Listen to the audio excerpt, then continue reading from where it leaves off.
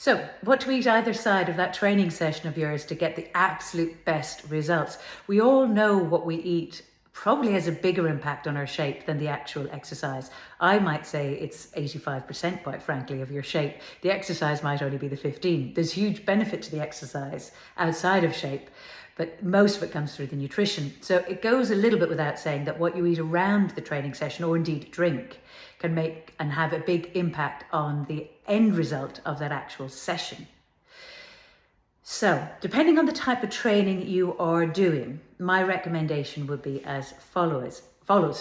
If you're doing short, high-intensity training sessions, so similar to high-intensity interval training, where you're doing sprints, either running or with cycling, 20-minute HIIT sessions, HIIT classes, weight training, where you're lifting weights properly to the max and muscle failure, if you like. Those kind of sessions have an incredible impact on our body's hormones, namely insulin and growth hormone. Insulin is the hormone that can cause the body to increase belly fat, whereas growth hormone is the hormone that helps push protein back into everything and makes us lovely and firm. You only think of a sprinter and think of their physique. They have very good abs, very good stomach, and they're very firm and toned. They look like they lift weights. In essence, many of them don't. It really is just that impact of the high intensity training and the resulting effect on the rest of the body due to the release or suppression, if you like, of hormones such as insulin. So now you're going to do your short high intensity training session. What's the best thing to eat or drink either side of it? Well, this may or may not come as a surprise. Ideally, nothing. Maybe some water. You might get away with a black coffee, but nothing else. If you have a good protein shake, for example, or dare I say an energy drink, a high sugar energy drink before that training session, you will cause your insulin to go up, the very thing you're trying to get down.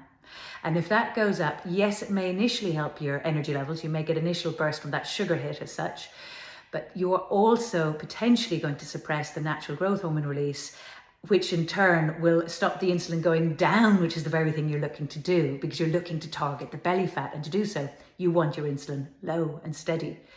So protein shakes, energy drinks, eating either side of that training session can really have a negative impact on the very hormones you're trying to either increase or suppress as you wish. So my recommendation is you can have water, you could have a coffee, you could have maybe protein supplements such as amino acid type supplements or creatine, but avoid anything of real food value for at least an hour, and if possible 2 hours either side of that session for best results. Having said that, if you're doing a different style of training where you're going to be training for much longer, you might have a football match or be playing tennis or a longer aerobic style session, going for a long bike ride. Now that's very different. Once you're going into the 45 minutes plus, your body needs to be fueled. It could end up eating into more muscle tissue than it's capable of recovering if you don't. So that's a very different story. Now I find for those kind of sessions, this is where amino acid tablets can be very, very good. If you can get a good free form amino acid, that's brilliant. Protein shakes can be helpful.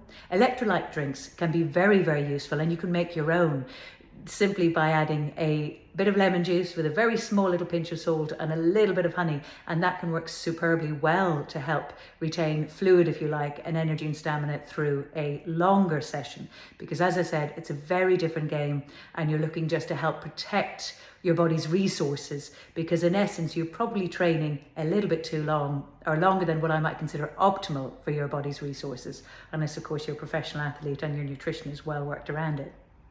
So there you have it.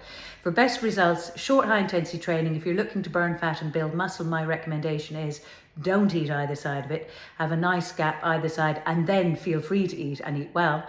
And if you're doing a longer session, then consider eating. Consider electrolyte drinks as opposed to just sugar drinks.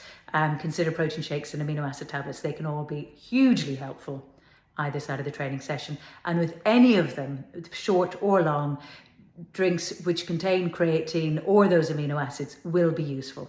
So that won't interfere with that little gap either side of the short high intensity session. In fact, it could work very well.